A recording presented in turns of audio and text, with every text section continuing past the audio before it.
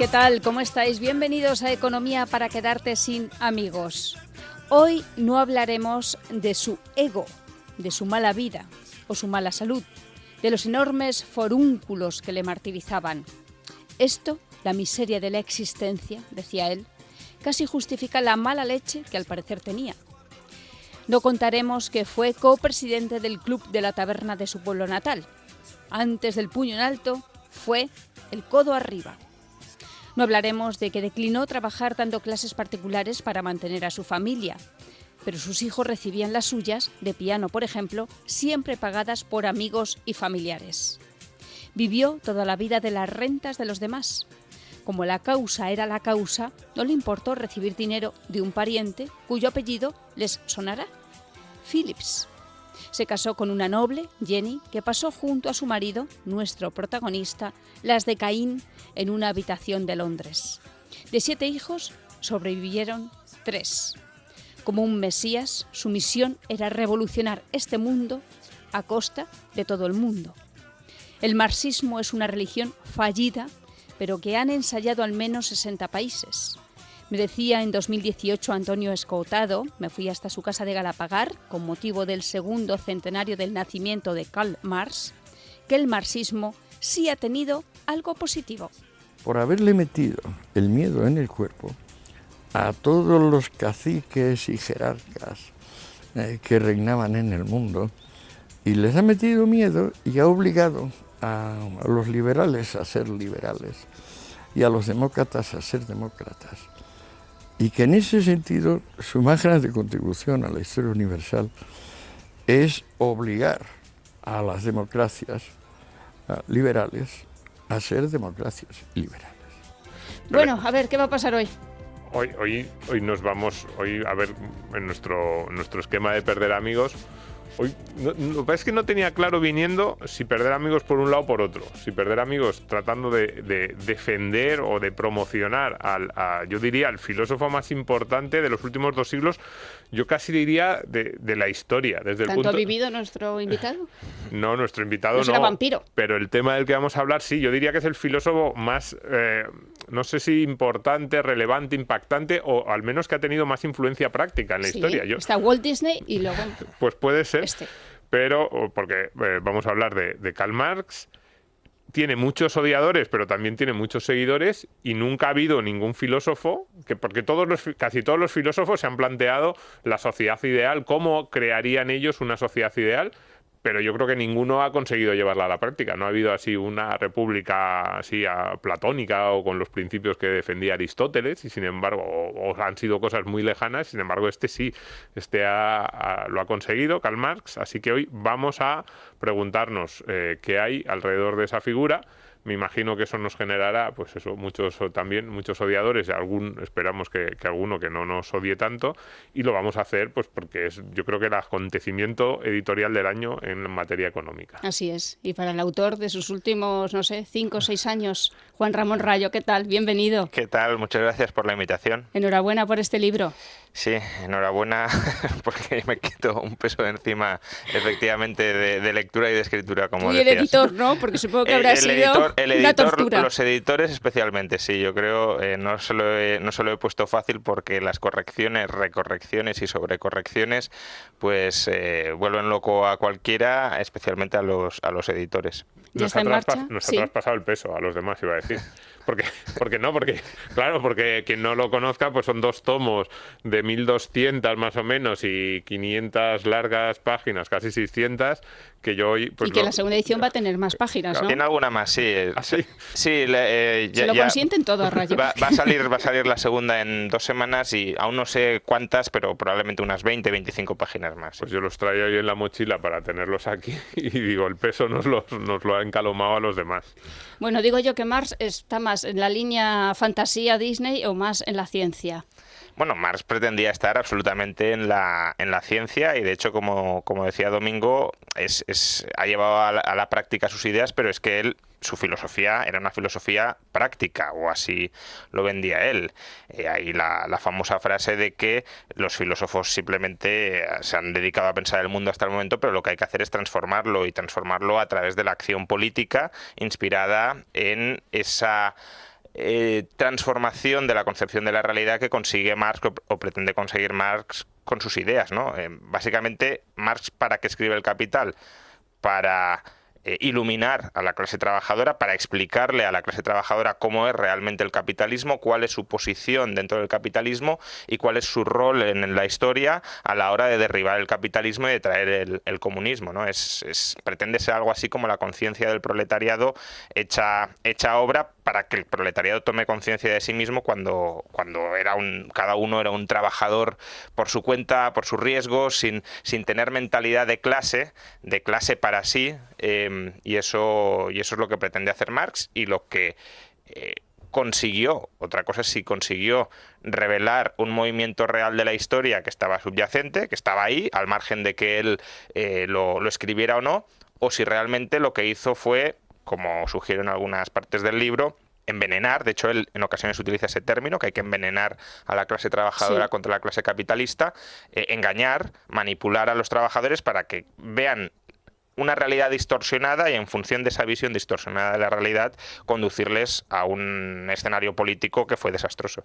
Y yo quería preguntarte por el éxito, precisamente por ese filósofo que consigue que sus ideas se lleven a la práctica, de un autor muy complicado. A mí hay una anécdota que me encanta, la cuenta Orlando Figes en su libro sobre la Revolución Rusa, que por cierto es fantástico el libro, y cuenta Orlando Figes que cuando llegó El Capital a Rusia, al censor zarista, de la Rusia zarista, le dio el visto bueno, le dio el beneplácito y puso algo así como en la anotación de esto no se lo va a leer nadie y si lo entienden no lo van, o sea, si lo leen no lo van a entender.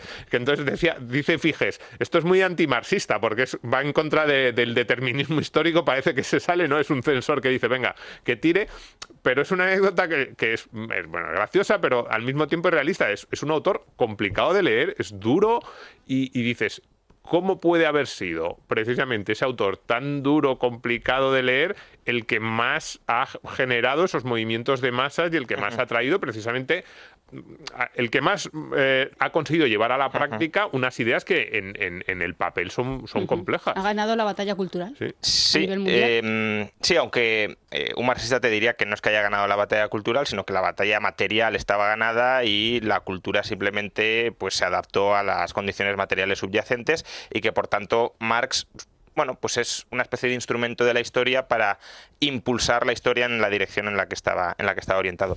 La pregunta que plantea Domingo es muy, muy interesante y trata una cuestión que no analizo en el libro y justamente emerge a partir de un paper que se acaba de publicar en el Journal of Political Economy por parte de Philip Magnes, que es un autor cercano a la escuela austríaca, bastante cercano a la escuela austríaca, y su tesis es muy interesante y yo creo que a Domingo, por cómo formulaba la pregunta, le encajará bastante bien. Según Magnes, haciendo un análisis econométrico de las citas que se hacen en la literatura sobre Marx, lo que descubre es que Marx era un autor relativamente poco citado, poco reconocido, poco leído dentro de la academia y que el impulso histórico, la fama intelectual de Marx surge a partir de la Revolución Rusa. Es decir, que es un impulso político, dice Magnes, a la obra de Marx. No es que Marx fuera súper influyente y esa influencia enorme condujera a la Revolución Rusa, sino que obviamente hubo personas que hicieron una guerra civil en Rusia y la ganaron, que habían leído a Marx y habían estudiado mucho a Marx, pero fue a partir de ahí cuando Marx penetra en las universidades y se convierte en un intelectual de referencia. Bueno, hay un debate muy intenso sobre si esto es así o no. Es verdad que Marx ya estaba influyendo en partidos políticos de la época y que previamente a la Revolución Rusa ya habíamos tenido, por ejemplo, la Revolución Espartaquista, que estaba claramente inspirada en Marx. El SPD, el Partido Socialdemócrata Alemán, que se constituye a finales del siglo XIX, era un partido originariamente marxista o muy inspirado por Marx. Pero aún así, por ejemplo, Kautsky dice en el SPD nadie se ha leído a Marx o nadie se ha leído El Capital, ¿no? Probablemente el Manifiesto Comunista sí, pero nadie se ha leído el Capital. Entonces, bueno, es un asunto controvertido, pero bueno, un marxista te diría, Marx se ha convertido en influyente porque la historia ha de ir en esa dirección y si no hubiese sido Marx habría surgido otro Marx que habría desarrollado ideas similares y que se habrían popularizado porque ese es el destino de la historia de la humanidad. Es verdad que es un hijo de su tiempo. Sí, tú te has encontrado, esto es casi curiosidad, nos salimos un poco, pero en tus polémicas tuiteras, mucho marxista que dices, pero tú no te lo has leído, esto no has ni empezado, no has llegado ni al tercer capítulo. Sí, eso... Ya no digo de tu libro, sino no te has leído al propio Marx en tu vida. Sí, o sea, yo me he encontrado al marxista que no se ha leído a Marx, y me he encontrado a marxistas que sí se han leído a Marx y que tienen un conocimiento bastante profundo de Marx, pero que, y esto me ha pasado con muchos, y es muy curioso, tienen su interpretación de Marx y se aferran a su interpretación de Marx, aunque les pongas evidencia textual de Marx, se dice lo contrario. Es decir, a mí me critican, no estás interpretando bien a Marx, y una de las ventajas, creo, que tiene el libro en ese sentido, es que en cada párrafo tienes citas o referencias de Marx, con lo cual, si crees que no estoy interpretando bien a Marx, vete a esas páginas y dime en esas páginas que no estoy interpretando bien, porque es que es una referencia directa a algo que dice Marx en esas páginas. Aparte, a mí me resulta muy útil para decir, oye, que lo estás interpretando mal, pues tengo... ¿Por qué lo interpreté yo así? Me voy a la referencia y digo, mira, esto está así. No es que me sepa de memoria toda la obra de Marx, pero como está referenciada, pues es muy fácil acceder a ella. Y aunque le estampes en la cara, oye, mira, este texto está diciendo lo contrario de lo que tú dices y está diciendo lo que yo digo, no se bajan del burro. No, pues seguramente quiso decir otra cosa. ¿Cómo que quiso decir otra cosa? Sí, textualmente está diciendo lo que te digo yo. Y eso me ha pasado en muchos temas, en muchas ocasiones.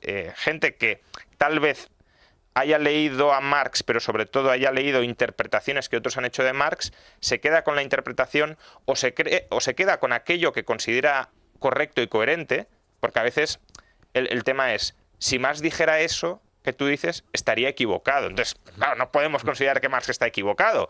Entonces tiene que haber dicho una cosa distinta. Cuando lo honesto sería decir, mira, efectivamente el texto que tú dices o que tú señalas afirma lo que tú afirmas y eso es un error de Marx, está. Pero parece que no se puede admitir que Marx se equivocó al menos en algo y como tiene que cuadrar todo, pues te aferras a la interpretación ajena al texto que es más favorable para interpretar a Marx. Bueno, así funcionamos también, siempre intentando justificar claro. Nuestro mundo, claro, y explicar nuestro mundo. Bueno, pues Marx escribió El Capital y Rayo ha escrito una crítica a la economía política marxista, ahí la dialéctica. Entramos un poco al Marx para Damis. Sí, ¿Te parece, Domingo? Venga, vamos a intentarlo. Venga. Teníamos aquí apuntado en esta sección el valor, ¿no? Que parece uno de esos conceptos como clave del marxismo. El valor objetivo frente al valor subjetivo, que siempre hablamos del liberalismo, que las cosas valen en función de lo que cada uno las queremos o les damos una preponderancia en valoraciones completamente subjetivas, ese valor objetivo y valor objetivo asociado al trabajo. Dices en el primero de los capítulos, lo planteas, dices que la única cualidad social que comparten todas las mercancías y que permite igualarlas cuantitativamente es la de ser productos del trabajo. Es como cosas muy diferentes, ¿cómo hago yo para equipararlas o para medirlas? Y Marx dice el trabajo. Pero claro, problema del valor trabajo. Yo me he puesto aquí varios ejemplos que parece que plantean que esto puede ser un poco absurdo. Pues no sé. Y en el libro también hay varios. Messi, por ejemplo, entrena igual de duro que los jugadores de la selección argentina de balonmano. Los dos trabajan igual, los dos entrenan 4 o 5 horas al día, sin embargo, Messi es multimillonario, los jugadores de la selección argentina de balonmano, como en Argentina no es muy famoso el balonmano, no ganan nada. Si yo monto una expedición para sacar un tesoro del fondo del mar, que es un ejemplo clásico, pues el valor de lo que saque pueden ser millones o puede ser cero. Hago el mismo trabajo, pero si saco una piedra no tengo nada y si saco unas perlas ahí enormes, pues gano mucho. Y tú como articulista lo sabrás, Richard también, yo desde luego lo sé, que hay artículos que te llevan un trabajo enorme, hay una investigación y de repente no lee nadie, y hay otros artículos que los haces ahí en media hora de prisa y corriendo porque en el periódico te dicen hay que escribir sobre esto que acaba de salir una noticia y de repente hay millones de pinchazos y retuiteos y todo. Y dices, está claro que aquí el valor trabajo tampoco... Bueno, el propio libro que tienes entre las manos, ¿no? Exacto, este libro pues se podría vender 2 millones de ejemplares o 2.000, el trabajo sería el mismo, pero la remuneración de Rayo sería completamente diferente. Entonces, ¿Marx era consciente de estos como contraejemplos que hacen que parece que Marx su teoría no era es un tonto. poco absurda? Claro. No, claro, porque no era tonto, efectivamente, era un personaje. Claro. ¿Cómo compagina estas cosas? O sea, lo primero que hay que tener presente es que la teoría del valor-trabajo, que Marx la convierte en piedra angular de su visión del capitalismo, era la teoría del valor predominante en su época. Es decir, que no es que Marx hiciera una rareza, sino que cogió el mainstream y adaptó el mainstream a sus ideas o a sus explicaciones del capitalismo. La teoría del valor-trabajo surge sobre todo en Ricardo, en David Ricardo, que fue uno de los economistas más influyentes de su época, y hay algunos, por ejemplo, Paul Samuelson, que llamó a Marx un ricardiano menor, un ricardiano de segunda fila, que sí desarrolla algunas ideas de Ricardo, pero que al final no hace mucho más en el ámbito del valor que replantear a Ricardo.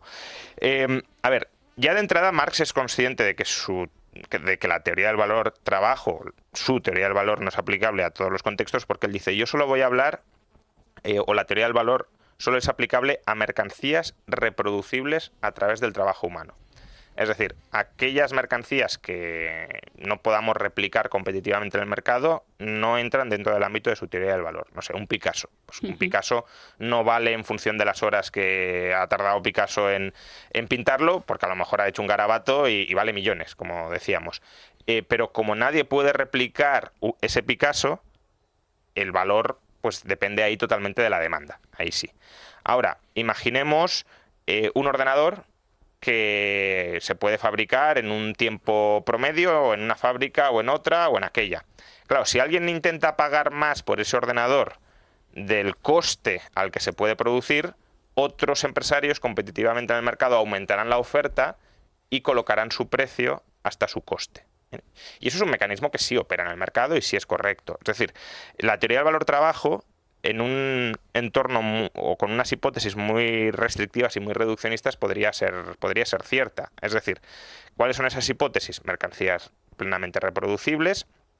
Un problema, por cierto, de Marx es que no explica cuándo dos mercancías pueden ser reproducibles. Por ejemplo, un iPhone es reproducible a través de un Xiaomi, ¿no? Si Xiaomi aumenta la producción de sus teléfonos móviles, ¿está compitiendo directamente como producto perfectamente sustituible con el iPhone o no? Porque si solo Apple puede producir iPhones, Apple puede reducir la cantidad de iPhones para aumentar el precio por encima de su coste sin que nadie entre a competir. Pero bueno, en un entorno, ya digo, de mercancías plenamente reproducibles con economías constantes a escala, es decir, que si varías el volumen de producción no varía el coste, hay veces que produciendo más unidades baja el coste medio o sube, ¿no? Imaginemos una mina que hay que ir más en profundidad sacando oro y cuesta más tiempo de trabajo, pues ahí subiría el coste.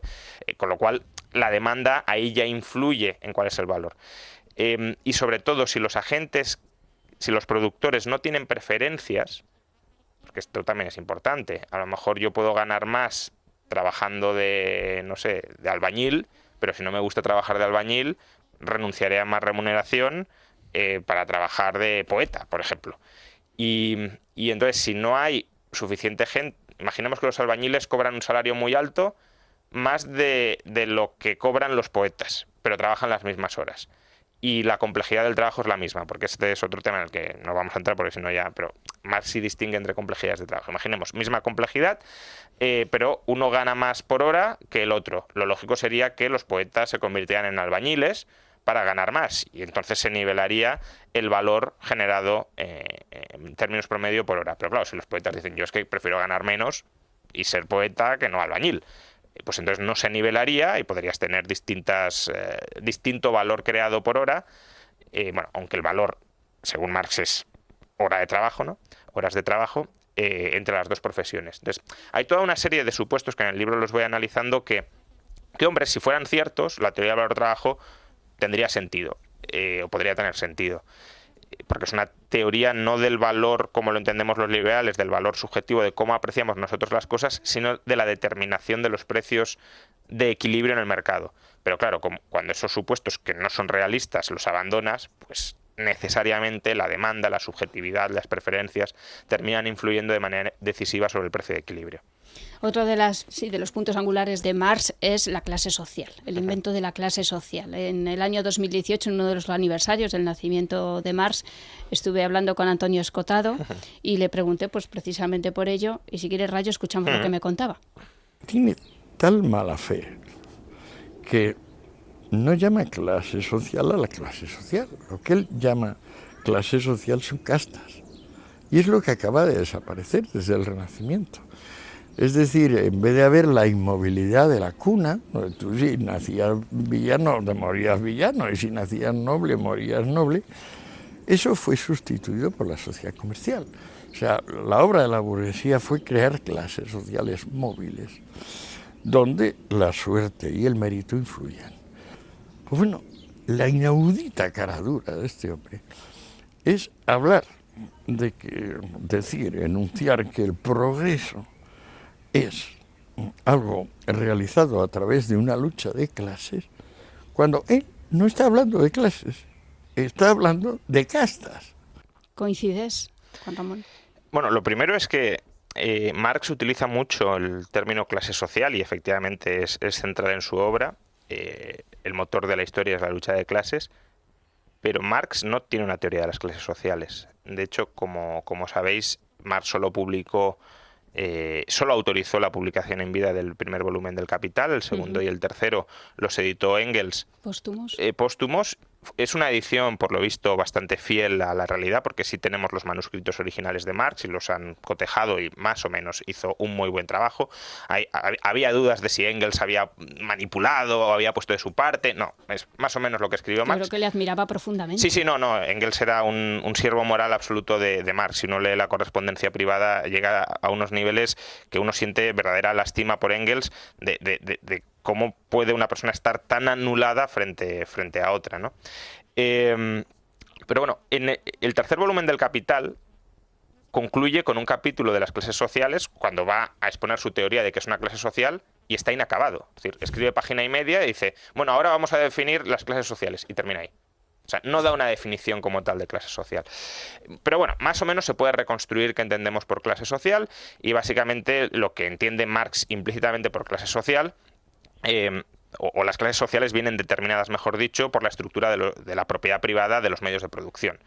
Los trabajadores, los obreros, mejor dicho, porque proletariado, ¿no? El proletariado, trabajadores somos todos en cualquier modo de producción, pero el proletariado son aquellos que no tienen los medios de producción y que en consecuencia tienen que vender su fuerza de trabajo para poder cooperar socialmente con otros. Un obrero que no se venda, mejor dicho, que no venda su tiempo, su capacidad laboral, no podría producir nada dentro del capitalismo y no podría cooperar socialmente con otros. Se coopera a través de la venta de la fuerza de trabajo. Y el capitalista, por el contrario, es quien tiene los medios de producción y quien compra fuerza de trabajo, pudiendo así explotar al trabajador. Claro, ahí la cuestión que plantea Antonio es interesante, ¿no? ¿Cuál era la visión que tenía Marx sobre la movilidad entre clases sociales? Y probablemente, o sea, no es un tema que sí que hay algunas referencias, pero no es un tema que de nuevo analice sistemáticamente, pero probablemente Marx sí pensaba que podía haber cierta movilidad entre clases, es decir, que algún trabajador podía devenir capitalista, y sin duda eso es evidente, porque es parte crucial de su teoría, que los capitalistas pueden devenir obreros. Conforme va aumentando la concentración del capital, pues hay antiguos capitalistas que se arruinan y pasan a engrosar el ejército industrial de reserva. Pero la cuestión es que la clase capitalista cada vez está más centralizada, en menos manos, y el conjunto de la clase obrera no se puede emancipar sin derrotar al capital. Esa sí es una idea, yo creo que clave dentro del marxismo. Un filósofo marxista analítico, Gerald Cohen, pone un ejemplo que a mí me gusta bastante para explicar esto. Imaginemos que hay 100 personas dentro de una prisión y hay un hueco por el que pueden llegar a escapar 5 personas de las 100. Si solo quieren escapar de la prisión hasta 5 personas, existe la sensación de que todos son libres. ¿Por qué? Porque solo quieren escapar 5 y las 5 que pueden escapar. Ahora, Si quisieran escapar más de 5, como clase social, se darían cuenta de que no son libres y de que no pueden escapar. Entonces, un poco la idea es esa, ¿no? El proletario, puede haber proletarios sueltos que puedan dejar de ser proletarios. De hecho, Gerald Cohen dice que es así, que los marxistas que dicen que es imposible dejar de ser proletario no viven en la realidad, que hay muchos proletarios que lo han dejado de ser si ponen voluntad, pero que el conjunto de la clase no puede dejar de serlo porque eso supondría el derrumbe del capitalismo. Bueno, yo en el libro explico por qué eso tampoco tiene por qué ser así y que, de hecho, el mercado proporciona incentivos para que si muchos proletarios quisieran dejar de serlo, dejarían de querer dejar de serlo. ¿Por qué? Imaginemos que mucha gente quiere ser capitalista. La remuneración del capital se hundiría y los salarios se dispararían. Habría muy pocos trabajadores y mucho ahorro invertible. Con lo cual, claro, si tú dices, oye, que trabajando 1 hora gano un pastizal, pues me dedicaría a vender mi fuerza de trabajo durante 1 hora. Entonces, es un precio que regula oferta de trabajo y oferta de fuerza de trabajo y oferta de capital, y no existe ninguna coacción estructural como tal, ninguna presión estructural como tal para permanecer proletario. Entonces, Messi y Cristiano, en ese ejemplo que estabas poniendo al final, son capitalistas, son proletarios, y ya no solo ese ejemplo, es siempre un poco extremo, ¿no? Sino, yo no sé si Marx anticipaba pues uno de los fenómenos de nuestro siglo, que son pues que las clases medias occidentales son todas ellas no, pero un porcentaje relativamente alto, sobre todo en los países anglosajones, propietarias de las empresas a través de fondos, de acciones, etcétera. ¿Esto cómo se podría encajar, no podría encajar? Él ya anticipaba que en aquella época, pues, a ver, cuando hablamos de capitalista pensábamos en el señor con el puro que tenía una fábrica en Manchester, pero el señor de la tienda de la esquina, ¿cómo lo situaba Marx dentro de su teoría? Bueno, el señor de la tienda era un pequeño burgués y él pensaba que era una clase de transición que terminaría desapareciendo. Hay mucha polémica sobre si la realidad actual es compatible con los pronósticos de Marx. Yo creo que no. Pero claro, los marxistas necesitan de alguna manera encajar y que, bueno, Marx no dijo nada de que la situación actual, por ejemplo, el enriquecimiento de las clases medias no pudiese llegar. Yo creo que claramente es un pronóstico fallido de Marx. Marx tenía en mente un mundo en el que cada vez el capital estaría más centralizado y cada vez el ejército industrial de reserva, la masa de trabajadores depauperados, sería más amplia. La cuestión es qué entendemos por trabajador depauperado. Es verdad que aquí Marx parece que da cabida a que podamos hablar de un trabajador relativamente depauperado, es decir, que se va enriqueciendo, pero menos de lo que lo hace la clase capitalista. Pero si uno lee el conjunto de la obra, él claramente está afirmando que los trabajadores cada vez van a vivir peor. Es más, en el libro comento una cuestión que no me parece menor, y de hecho la amplío en la segunda edición. Marx, yo diría que manipula las estadísticas laborales de Inglaterra en El Capital. Hay una manipulación clara, y es que esto sí lo menciono en la primera edición. Él las estadísticas salariales las corta en la década de los 50, cuando El Capital se publica en el año 67 y por tanto podría haber actualizado, y de hecho otras estadísticas las actualiza hasta el año 67. Durante la década de los 70 y en los 80, antes de su muerte, se publica la segunda y la tercera edición del Capital, y él aprovecha para actualizar otros aspectos de la obra, pero no actualiza las estadísticas salariales. ¿Y por qué? Porque hasta los años 50 los salarios se mantienen estancados, y a partir de los años 50 los salarios comienzan a subir, y no quiere reflejar en El Capital cómo el proletariado está mejorando sus condiciones de vida. Es más, él utiliza series estadísticas, los llamados Blue Books, los libros azules, que eran informes de los inspectores laborales ingleses, y en el año 85 del siglo XIX, 2 economistas de Cambridge escribieron un artículo, que lo comento ampliamente en la segunda edición, donde básicamente acusan a Marx, no lo dicen textualmente, pero dicen roza la manipulación de las estadísticas. Sí, sí. Y muestran varios ejemplos de cómo corta textos o los exagera o cita mal los datos. Por ejemplo, confunde lo que es un ejemplo, ¿no? Dice, las mujeres en este puesto de trabajo suelen trabajar en términos medios en una superficie de 2 metros cuadrados. Y lo que dice el inspector es, hemos encontrado algunos casos extremos en los que hay mujeres trabajando en 2 metros cuadrados. Toma lo que es lo mínimo y excepcional como el promedio de las condiciones. Tenía mucho de periodista, Marx. Bueno, él era periodista también, o sea que... entonces, bueno, por no... por no todo al final tiene una explicación, Claro. Richard. Si es que... Por no desviarme, porque me he ido mucho y la pregunta es la pregunta, ¿no? Engels llamaba a estos asalariados venidos a más aristocracia obrera, ¿no? Y tenía miedo de que los intereses de la aristocracia obrera se estaban ajustando con los intereses de los capitalistas, y de hecho los criticaba, decía, es que aquí los capitalistas les interesan las colonias y las guerras coloniales, y la aristocracia obrera también las está defendiendo en lugar de oponernos a las mismas. Entonces, Marx, ¿cómo incorporaba esto? Pues ya digo, mal porque su visión de cómo tenía que desarrollarse el capitalismo era cada vez menos capitalistas, pero más ricos, y cada vez más trabajadores, más pobres. Y lo que ha sucedido, cito de hecho a Piketty, que en eso es sincero, el gran fenómeno del siglo XX ha sido la patrimonialización de las clases medias. Y eso es algo que más no llega a ver. Por cierto, sobre esto, que también hubo polémica, pero que creo que es muy claro. En el Manifiesto Comunista, Marx y Engels, cuando critican a los que les critican por querer cargarse la propiedad privada, les dicen, nos criticáis por querer abolir la propiedad privada, pero en vuestra sociedad la propiedad privada está abolida para el 90% de la población. Y era verdad en su tiempo que solo el 10% de la población inglesa eran propietarios, ¿no? Si uno ve las estadísticas de concentración de la riqueza a mediados del siglo XIX, el 10% tenía como el 95% de toda la riqueza nacional. Y claro, ellos pensaban que en el capitalismo solo el 10% podía tener propiedad, y lo que hemos visto es que no.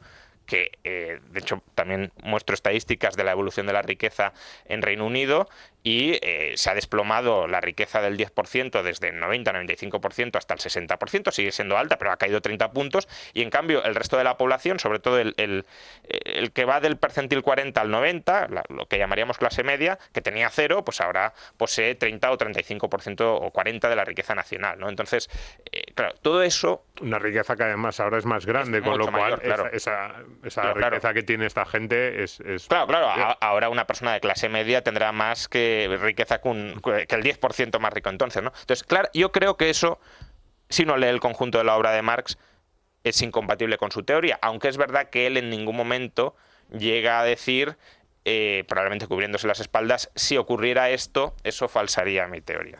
Y segundo concepto, antes Sí. hablábamos del valor, concepto clave, segundo, quizás el que más se escucha, que es la plusvalía. Uh-huh. ¿Qué es la plusvalía? ¿Realmente Marx defiende que el capitalista no hace nada? Yo tenía aquí puesto el papel del innovador, es decir, da la sensación...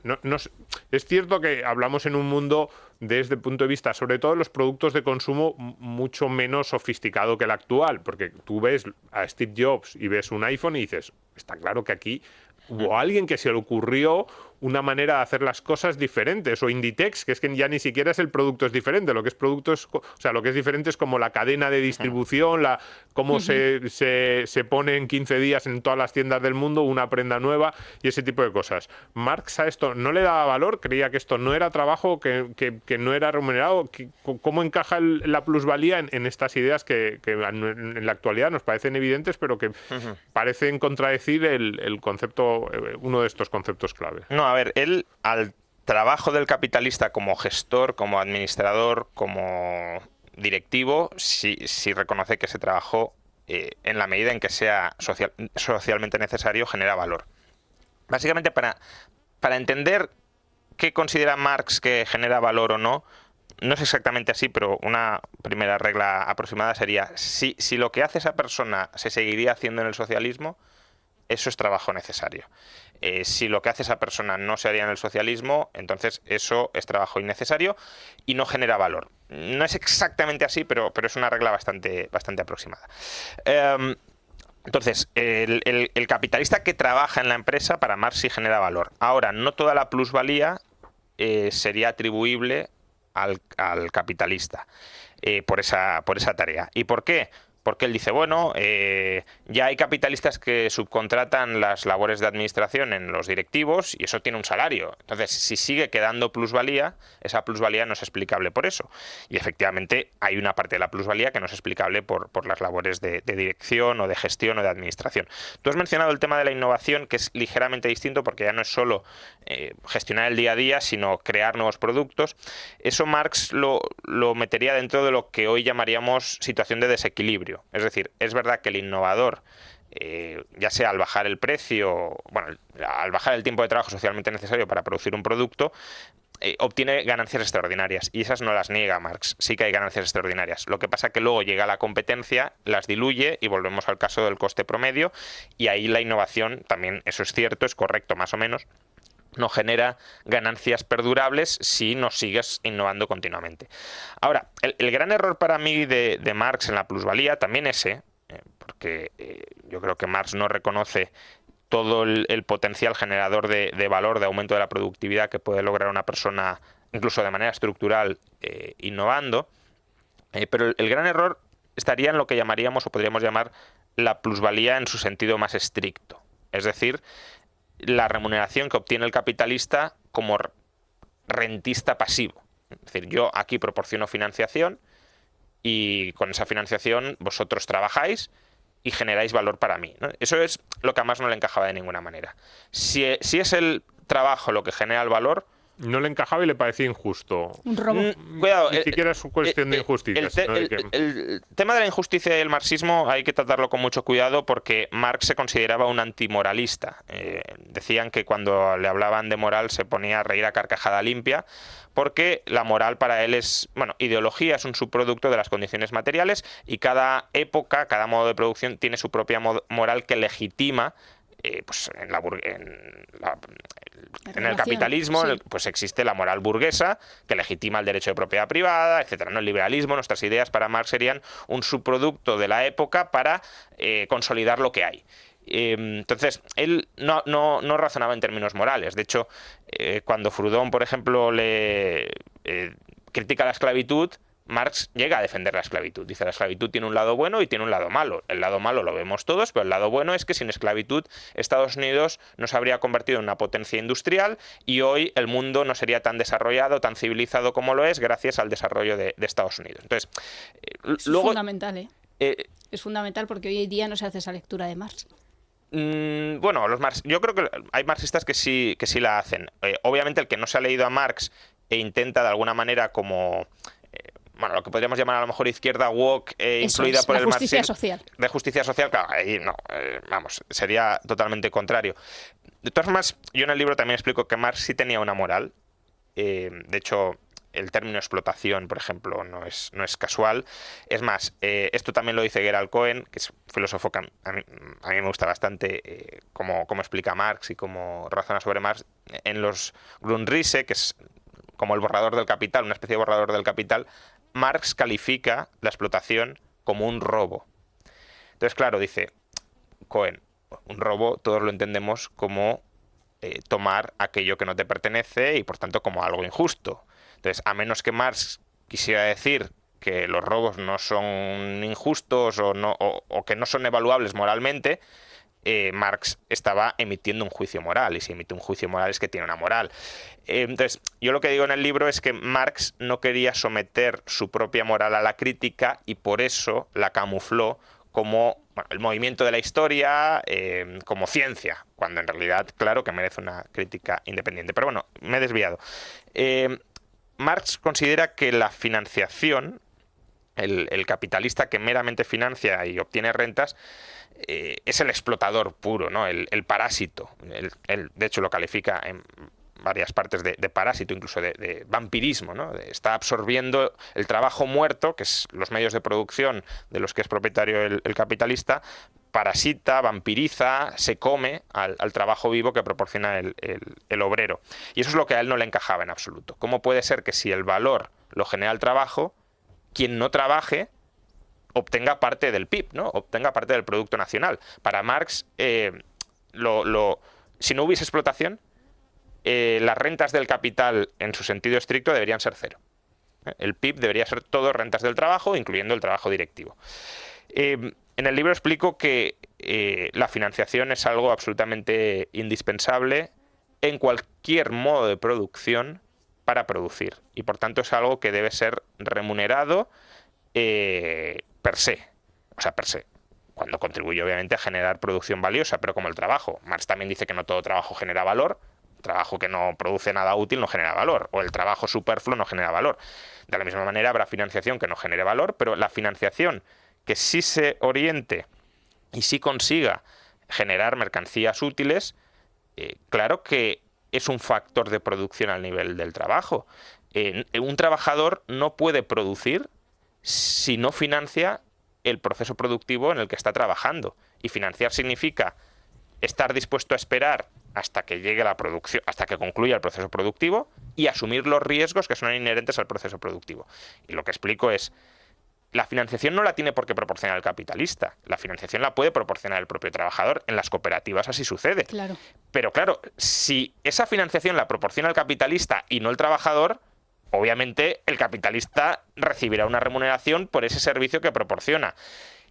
Si no, quien sería explotado sería el capitalista. Si el capitalista proporciona la financiación, es decir, la espera y la asunción de riesgos, y luego no recibe nada, pues entonces el que se está aprovechando o el que está parasitando parte del valor que ha generado otro es el trabajador sobre el capitalista. Ahora, que el trabajador dice, oye, capitalista, usted es prescindible porque yo puedo proporcionar la financiación, yo puedo asumir los riesgos, bien, pues monto una cooperativa y ahí no hay plusvalía.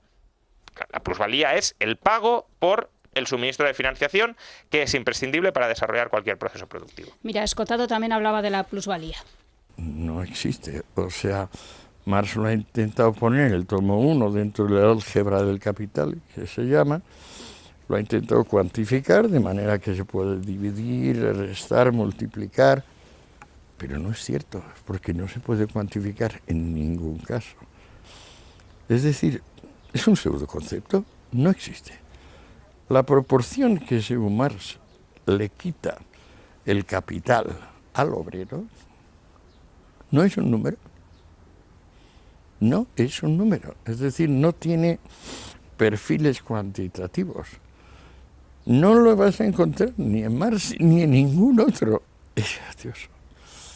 Es francamente gracioso. Y esto es lo científico de Karl Marx. A ver, aquí de nuevo depende qué entendamos por plusvalía. Si definimos como plusvalía toda parte del PIB que no va a los salarios, pues la plusvalía está perfectamente definida. Es decir, el PIB, el Producto Interior Bruto, se divide en dos formas de renta primarias, salarios y rentas del capital. Marx diría, todo lo que no va a salarios son rentas del capital. Ahora, la cuestión es, ¿por qué presupone Marx que todo lo que va a rentas del capital es tiempo de trabajo del obrero que no le ha sido remunerado? Es valor generado por el obrero que no le ha sido remunerado. Eso es verdad, que es lo que no consigue demostrar Marx, más allá de decir que, claro, como todo el valor lo genera el trabajador, pues si parte del valor del producto no va a parar al trabajador, sino al capitalista sin trabajar, eso es que se lo ha quitado al trabajador. Pero si, como decíamos, la financiación también puede generar valor, pues claro, esa es la remuneración de la financiación, no es la apropiación del tiempo de trabajo de nadie. Bueno, la financiación era muy importante para Marx.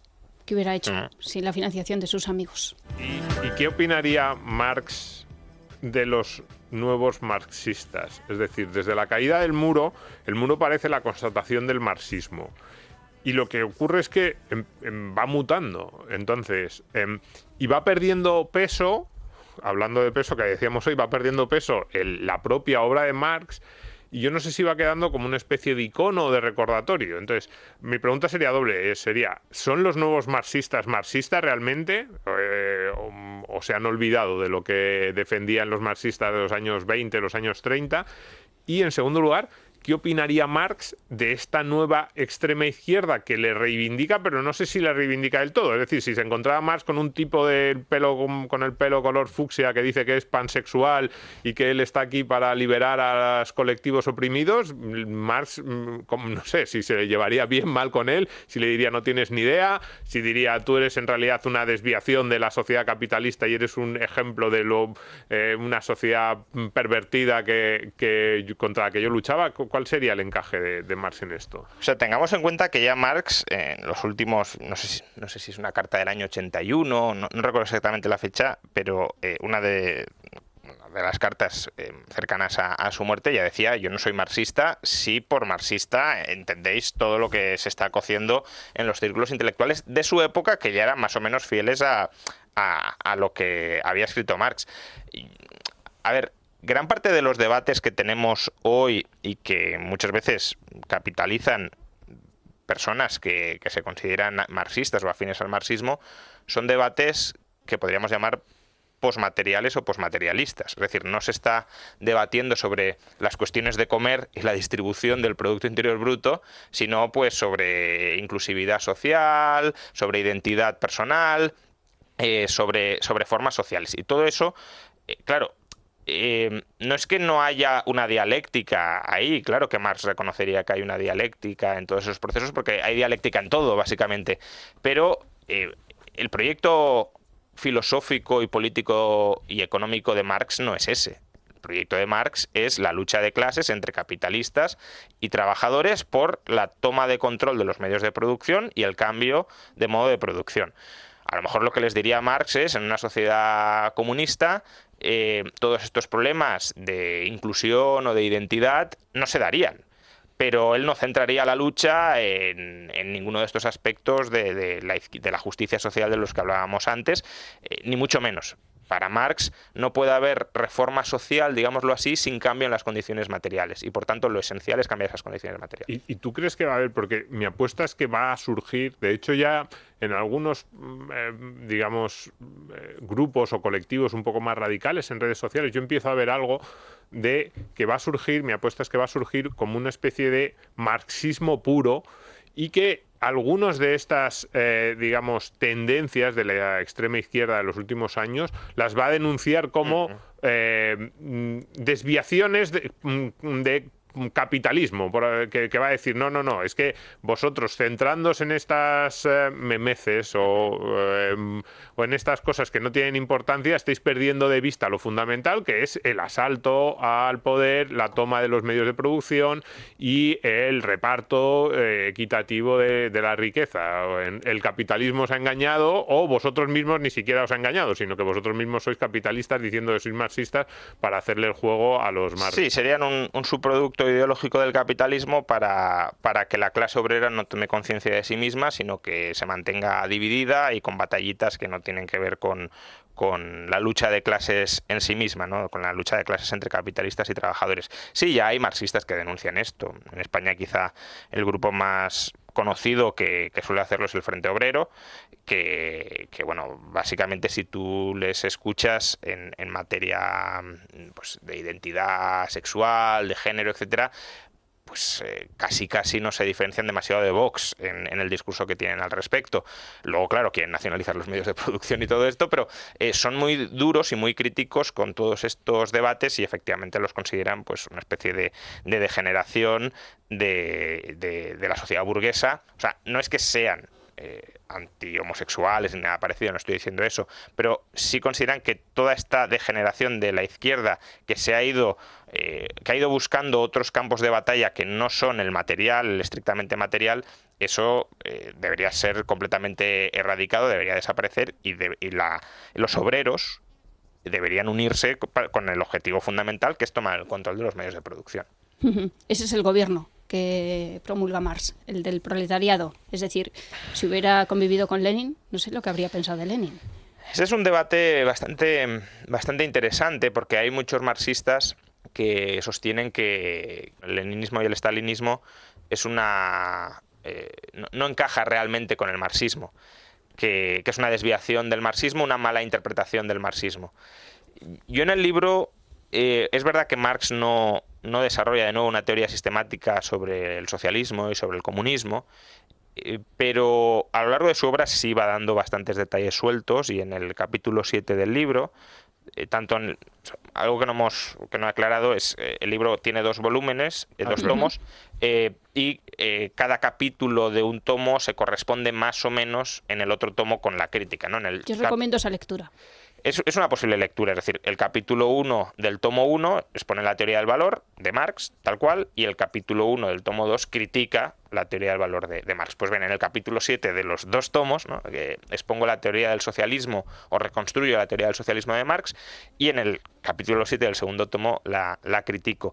Y yo ahí, después de haber leído, yo creo que todo lo que escribió Marx sobre el socialismo, Marx y Engels, yo creo que primero, él no tenía una visión del socialismo tan distante de la de Lenin, de la de Stalin.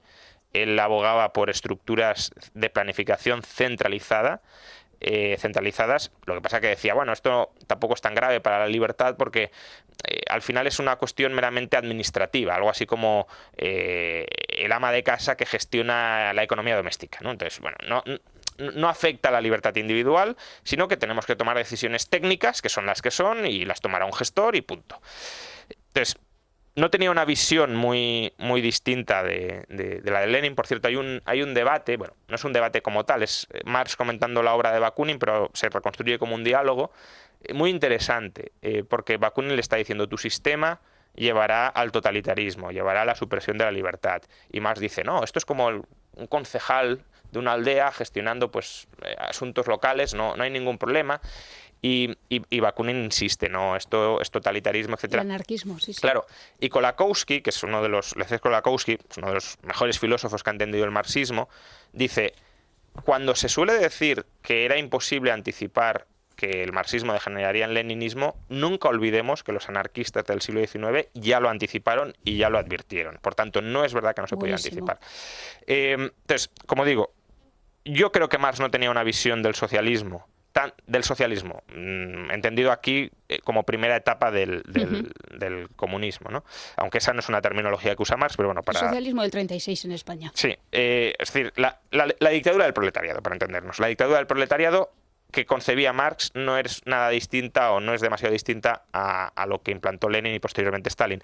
Pero en todo caso, aunque lo fuera, las premisas sobre las que Marx quiere construir el socialismo, inevitablemente, desde mi punto de vista, conducen a eso. Es decir, incluso el marxismo humanista que pueda denunciar el leninismo y el stalinismo, es decir, no, querríamos otro tipo de sociedad, etcétera, es que la sociedad hipercentralizada por la que tú abogas necesariamente conduce a esas luchas de poder, a esas purgas, a esa destrucción de la disidencia. Has pasado muchas horas con Marx. ¿Cómo es Marx? Bueno, a ver, cuando uno pasa tantas horas con un autor, me pasó también con Keynes, termina de alguna manera empatizando o cogiéndole cariño. Porque te metes en su vida, ¿no? Y vas viendo cómo, pues, leyendo las cartas, cómo va contando sus dolencias y cómo se va acercando incluso la hora de su muerte, cómo se va apagando como persona a lo largo de sus cartas. Entonces, bueno, ya digo, llegas a empatizar. Yo hacia Marx no tenía una especial aversión personal, tenía quizá más aversión a sus ideas antes de enfrascarme en ellas. Y lo que me ha sucedido después de leer su obra y su correspondencia es que a la obra le he cogido un cierto cariño, entre comillas, aunque con todos los peligros y todos los riesgos que estoy mencionando, pero bueno, lo ves más o menos como una obra coherente y que además es coherente a lo largo casi de toda su vida y sólida internamente, aunque con pies de barro, pero bueno, dices, tiene entidad. Y la persona, yo creo que ha perdido puntos una vez ves sus cartas, ¿no? Y hay alguna nota a pie de página, ya digo, en el capítulo 2 del segundo tomo, donde cuento pues algunas trayectorias personales de Marx a través de sus cartas, que yo creo que son muy... Bueno, no le dejan demasiado bien como persona. A mí lo que más me llamó la atención, ya lo conté por Twitter, y lo que más creo que retrata a Marx como persona es, bueno, ya hemos mencionado que Engels era un siervo moral de Marx, en el sentido de que se lo daba todo, absolutamente, incluso su herencia, la de Engels cuando murió, se la terminó dejando casi entera a las hijas de Marx, ¿no? Y Engels no quería reconocimiento, trabajaba a la sombra de Marx, le estaba dando continuamente dinero, incluso cuando vende Engels la empresa le dice, oye, dime cuánto dinero vas a necesitar que te pase mes a mes, porque en función de lo que necesites negociaré una cosa o negociaré la otra con la empresa, hay que hacer bien las cuentas para asegurar que tú vas a poder trabajar en tu obra y que te voy a poder mantener. Sí. Un patrono. Un patrono, pero intelectual, pero vamos, yo creo que él veía como que estaban haciendo una empresa intelectual conjunta, además lo llega a decir en algún momento, él pone el dinero y tú pones el talento y la escritura, ¿no? Engels decía, todos podemos ser personas más o menos inteligentes, pero Marx era un genio y prácticamente solo había uno, ¿no?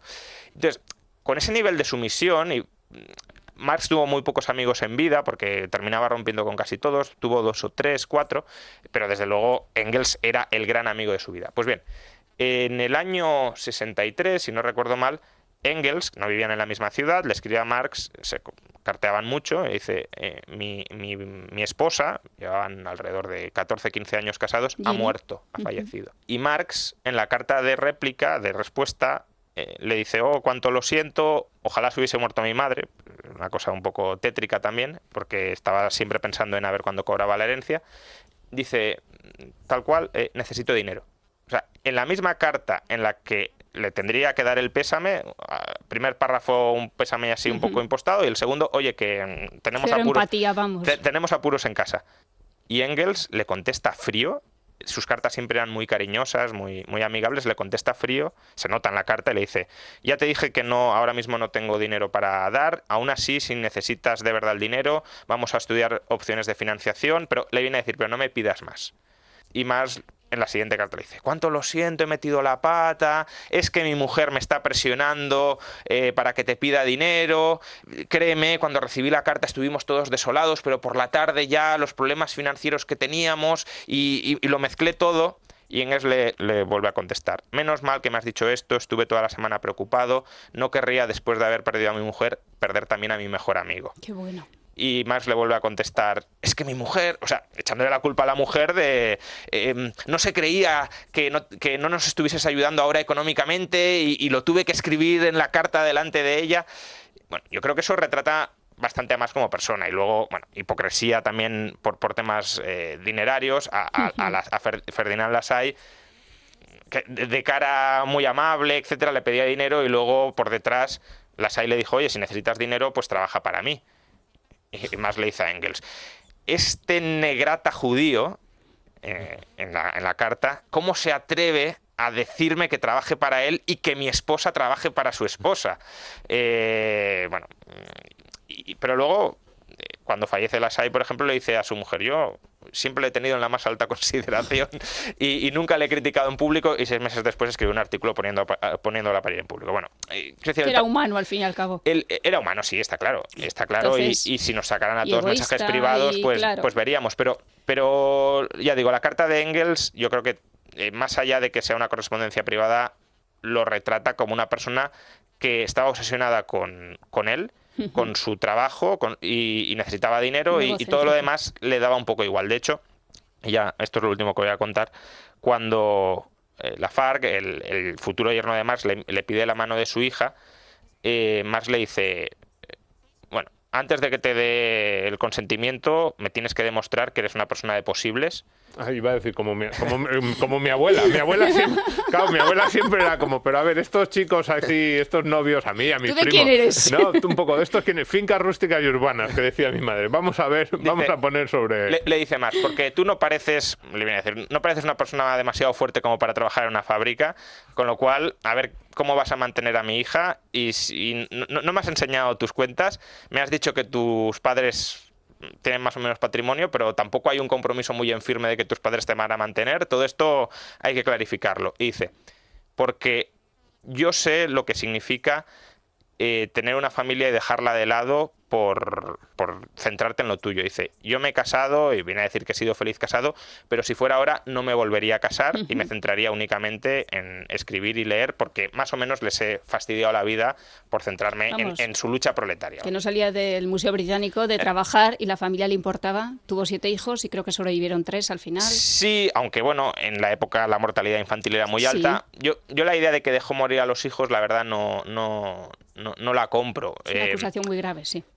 A ver, es verdad que a lo mejor si él hubiese trabajado, no hubiese tenido tantas deudas, pues la cosa podría haber sido distinta, no lo sé, pero él claramente en las cartas, cuando cuenta la muerte de sus hijos y demás, se le nota apesadumbrado y sí que quería a su familia, vamos, de la correspondencia se desprende eso, pero priorizaba su obra casi con una visión milenaria de yo soy ese instrumento de la historia que tiene que iluminar a la clase obrera, no me puedo distraer de mis objetivos a largo plazo, el futuro de la humanidad, no, esto no lo llega a decir, pero para entendernos, ¿no? Sí. Es más importante que yo y mi vida familiar. Entonces, con esa visión es con lo que pasa todo lo demás, pero tanto como llegar a decir que, pues que despreciaba a su familia o que sí que parece, de la misma manera que digo esto, sí que parece que la historia del hijo ilegítimo no reconocido es cierta, porque en la correspondencia le dice Con a la Engels, criada, ¿no? con la criada, tenemos que hablar de un asunto que no te puedo contar ahora, y fue un asunto que sucedió cuando la mujer no estaba en casa y posteriormente nació el hijo que asume Engels la paternidad. Bueno, eso es amistad, ¿eh? Sí, no, claro, es que Engels, ya digo, eso sí que parece que tiene una cierta base. Todo lo demás yo creo que son, bueno, exageraciones de momentos muy complicados en una época que también objetivamente era muy complicada, por ejemplo, para temas de salud. Bueno, recordamos el título del libro, la editorial, Sí, que tiene mucho mérito esta editorial. Me gustó. El libro blanco y el libro, sí, yo creo que ya todo el mundo lo conoce, el libro blanco y el libro rojo, Anti-Marx, crítica a la economía política marxista. Primer tomo, introducción a Marx, segundo tomo, crítica a Marx. Pues Juan Ramón Rayo, enhorabuena. Nada, muchas gracias. Muchas gracias por la entrevista, de las pocas que me han hecho tratando específicamente sobre el libro. No, muchas gracias a ti. El único problema que tiene Rayo es que es demasiado joven para escribir estas cosas, porque es como, ¿ahora qué vas a dedicar tu vida? Esto es la obra de una vida y tú tienes muchas décadas por delante. Tiene muchísimo mérito para el mundo liberal, desde luego que sí, pero a nivel mundial. Bueno, sí, es verdad. A ver si se llega a traducir al inglés, me gustaría. Seguro que sí. Enhorabuena. Muchas gracias.